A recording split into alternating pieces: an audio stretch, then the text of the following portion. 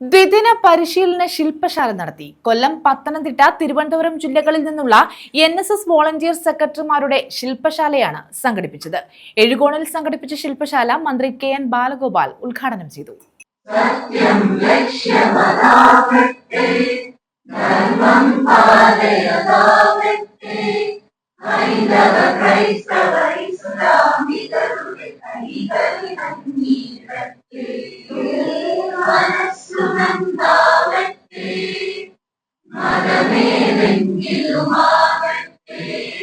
APJ Abdul Kalam ശാസ്ത്ര സാങ്കേതിക സർവകലാശാല, national service scheme, TKM institute of technology എന്നിവ സംയുക്തമായാണ് എഴുകോണിൽ വെച്ച NSS വോളണ്ടിയർ സെക്രട്ടറിമാരുടെ ദ്വിദിന ശില്പശാല സംഘടിപ്പിച്ചത്. കൊല്ലം, പത്തനംതിട്ട, തിരുവനന്തപുരം ജില്ലകളിൽ നിന്നുള്ള വോളണ്ടിയർ സെക്രട്ടറിമാരാണ് ശില്പശാലയിൽ പങ്കെടുത്തത്.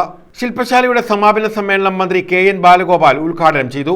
ഇവിടെ പങ്കെടുക്കുന്ന പ്രിയമുള്ള 105ഓളം വോളണ്ടിയർമാരാണ് ഇവിടെ പങ്കെടുക്കുന്നതാണ് ഞാൻ മനസ്സിലാക്കിയത്.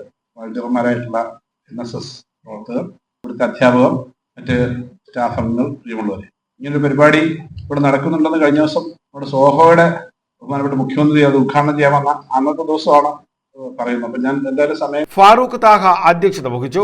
കവി കുരീപ്പുഴ ശ്രീകുമാർ മുഖ്യാതിഥിയായിരുന്നു. ലഹരി വിരുദ്ധ പ്രതിജ്ഞയും എടുത്തു.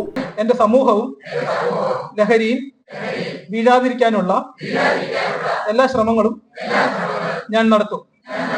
ജീവിതമാണ് ലഹരി എന്ന ആശയം എന്റെ ജീവിതത്തിൽ.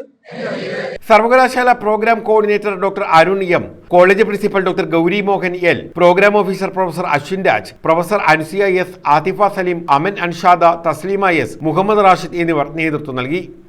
News bureau, Kundara.